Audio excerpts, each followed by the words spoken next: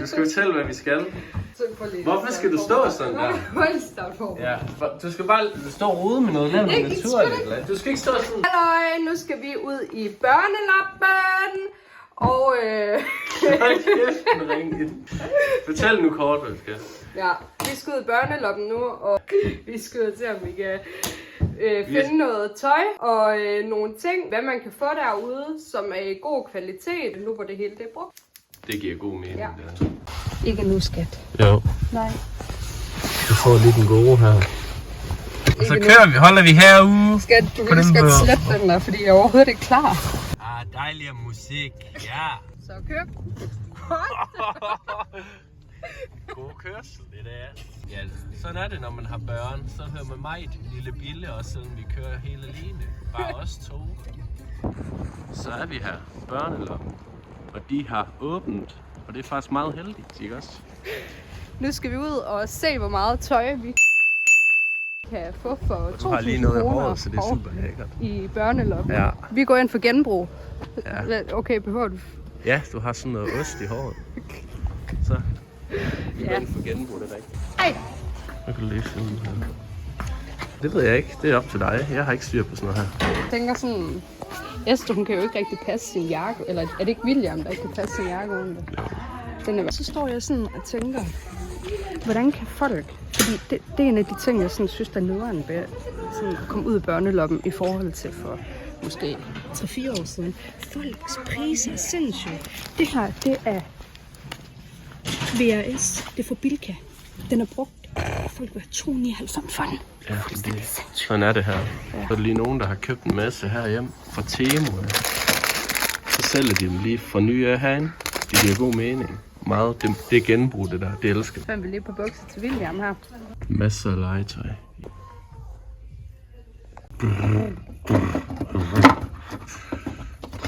Finder du noget? Ja. Okay. Der er den her brugte trøje her fra LC Waikiki, som er et tyrkisk mærke. Den koster 25 kroner. Den har måske kostet 15 kroner i Tyrkiet fra ny af.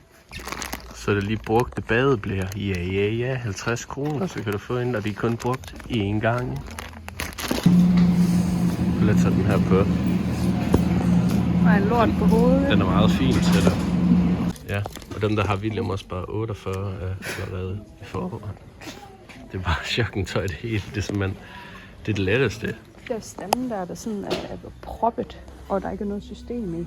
Jeg går direkte forbi dem, fordi at det er bare for meget. Sådan et her havde vi også. Og som I kan se, så er vi rigtig, rigtig mange forældre, der faktisk hader lige præcis den her opfindelse til børn. Man kan se noget på? Nej, det er meget tøj. Det er så fint. Så har vi været i børneloppen og har fået købt en masse tøj til okay gode penge. Så nu skal vi hjem. Og William fik også et spil, eller ja. Hans far fik et spil. Halløj! Så er vi kommet hjem fra børneloppen, og vi har gjort nogle mega gode fund derude. Vi har fået simpelthen så meget tøj. Jeg synes, det var lidt svært at finde tøj til vores piger. Jeg har til gengæld fundet sindssygt meget fint tøj til William. Derudover så har jeg også fundet 2 jakker. Så er det fra Name It. Og det her, det er en jakke fra Name It, og jeg tror, at vi gav, nu har jeg selvfølgelig smidt mærket væk. Jeg mener, at vi gav 125 for den. Det er en størrelse 92, og det er til Esther. Så fandt vi den her jakke her, og den har godt nok nogle pletter, og man kan godt se, at den er brugt. Men jeg synes simpelthen bare, den var så fin, fordi... Hallo, altså, den er jo mega fin. Og den gav 75 kroner for, og den kan bare lige vaskes. Der er nogle pletter på, men igen, det kan sgu vaskes. Til 75 kroner, den koster måske, ja, 400 eller 500 fra ny af. Altså, jeg elsker børneloppen. Sådan nogle søde sæt til William. Fandt den her til 30 kroner fra Friends. Jeg ved ikke, er det det der Føtex-mærke? Det tror jeg, det er. Det kostede 30 kroner, og sådan en koster måske hvad? 90 eller sådan noget for ny af. Så fandt jeg de her bukser her. Vi har sådan lidt en tendens til, eller jeg har en tendens til, fordi det er primært mig, Det køber alt tøj til ungerne. Men jeg har en tendens til sådan at være lidt doven, når det kommer til William. Fordi jeg synes faktisk godt, det kan være svært at finde pænt drengetøj. Så nogle gange, så er det mest bare sådan nogle joggingsæt, sådan nogle basic joggingsæt for H&M og sådan noget, som vi køber til ham. Så lige for tiden, der prøver jeg at komme lidt væk fra det der joggingtøj der, og købe nogle lidt almindelige bukser til ham. Jeg ved ikke lige, hvor godt man kan fornemme sættet her, men så fandt jeg også det her. Det er også fra Name It. Og jeg glemte at nævne, de her bukser her, de er fra H&M, og de har kostet 25 kroner. Så har vi det her sæt her fra Name It, og alt tøj der er i størrelse 92.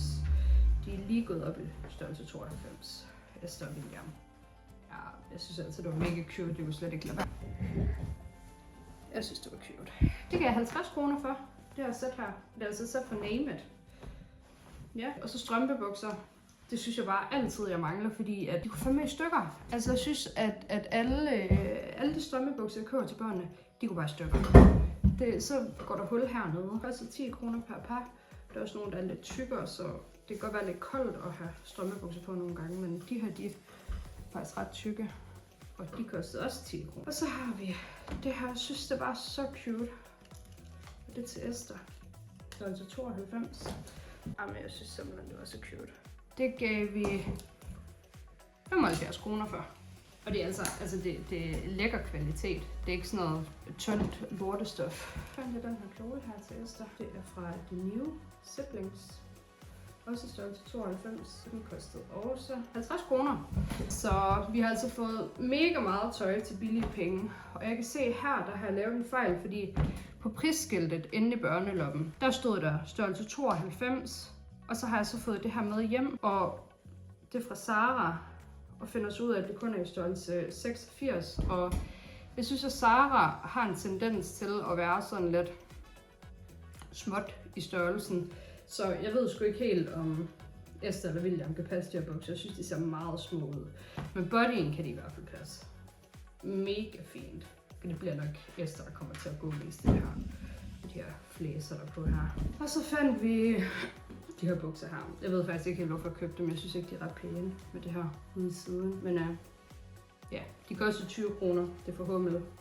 Det er til William. Så fandt jeg endnu et sæt til William. Også størrelse 92. Og det kostede 90 kroner. Så cute. Og så er der bjørne på. Jamen, hallo, se lige. Jeg skal jo lige sige, at alt er jo brugt. Igen, det er købt ude i børneloppen. Altså, prøv lige, man kan spare så meget ved at købe brugt tøj. Det er så sjældent, at jeg går ud og bruger penge på tøj fra ny af. Altså jo, underbukser og undertøj og strømpebukser og sådan noget, det køber jeg mest fra ny af. Og sko køber jeg også altid fra ny af, fordi børn kan smadre fødderne, hvis de går rundt i sko, andre har brugt. Altså, man kan virkelig spare mange penge. Vi har 3 børn. Et sæt tvillinger på 2 år, og så har vi vores pige på 6 år. Vores pige på 6 år, hun smadrer os bare altid tøj i skolen, og når de leger, og det bliver beskidt, så kommer der karryplatter på, man ikke altid kan få væk, og ja. Men ja, endnu et par strømpebukser. Jeg ved faktisk ikke, om hun kan passe dem. Det burde hun godt kunne. 74-80. Så fandt jeg den her kjole her. Hvad mærker det fra? Det er også fra H&M. Det er godt nok i en størrelse 98, men Esther, hun er også lidt tyk. Så den skal hun nok blive glad for. Jeg synes, det kan være sådan lidt svært at finde noget til store børn ude i børneloppen. Det er som om, at jeg ved ikke, jeg synes tit, at når børn de bliver de der sådan 4-5 år, så bliver meget af deres tøj helt vildt slidt, når de er i børnehave og skole og sådan noget. Så jeg synes, sådan brugt tøj til, når de bliver over de der 4-5 år, det er bare svært at finde. Men jeg fandt den lidt derude. Jeg fandt den her fra Only til Alma. Spændt på, hvad hun siger, når hun kommer hjem fra skole. Det er størrelse 7-8 år, så den er nok lige lidt stor til hende nu. Men den er godt nok fra ny af, men var så sat ned derude. Og kostede så kun 95 kroner. Jeg kan lige prøve at tage mærket her og se, hvad den har kostet fra ny af. Hvis man kan det. Ej, der står ikke engang noget på. Nå. Jeg tror, jeg vil nok gætte på, at den har kostet omkring 229 eller sådan noget for ny af. Og så fandt jeg også den her til Esther, og jeg har så lige opdaget, der er sådan en lille bitte ubetydelig plet på, men man kan jo sagtens bruge den alligevel. Og altså, til 20 kroner, så går det sgu nok. Så fandt jeg den her kjole til Alma. Også mega fint, synes jeg. Det er dog en kjole, der sådan... Den bliver nok hurtigt krøllet, så den skal i hvert fald op og hænge. Og så kan det godt være, at den skal stryges på et tidspunkt. Men den kostede 60 kroner, og det er en størrelse 134. Og så fandt jeg det her mega fint sæt for Kongens Sløjd. Jeg synes tit ude i børneloppen, at folk har en tendens til også til overpriser. Altså, jeg var virkelig overrasket, fordi jeg kom hen til en stand, der havde masser af tøj fra Name It. Og det er bare sådan, så prøver de at sælge deres brugte Name It tøj til måske per sæt sådan 150, hvor jeg sådan at, men det kan man jo næsten gå ind på forskellige hjemmesider, når de er på tilbud og sådan noget, som det er nærmest hele tiden, eller gå i Salling, når de kører 25% rabat, eller 20%, eller hvad det er, de plejer at køre.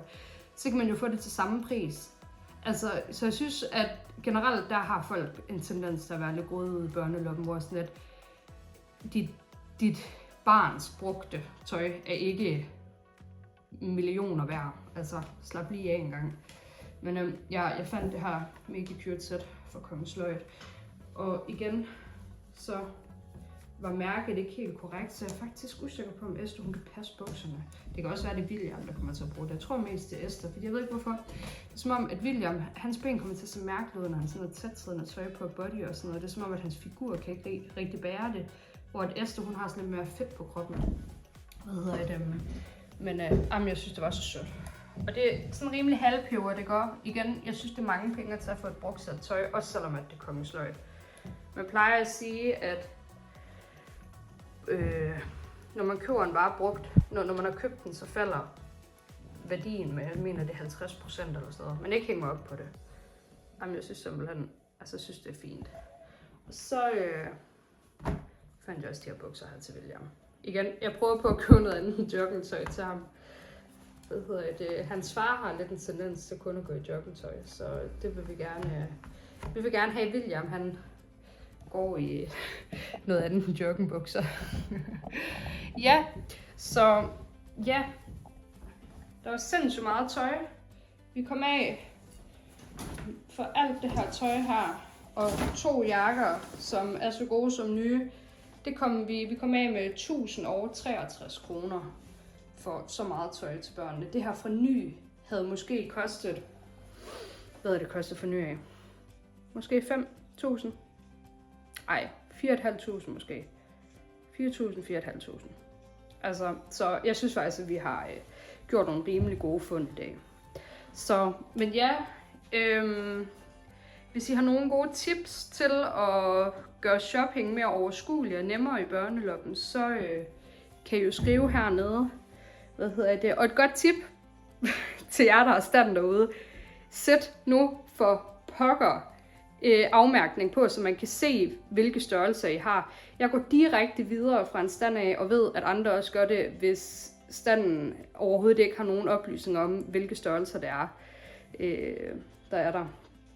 Altså, og hvis den er rodet, en rodet stand, altså det, man kan ikke overskue det op i sit hoved. Så ja. Men hvis I har nogle gode tips til at gøre det så overskueligt som overhovedet muligt, når man handler ud i børneloppen, så skriv lige, ikke? Hej hej!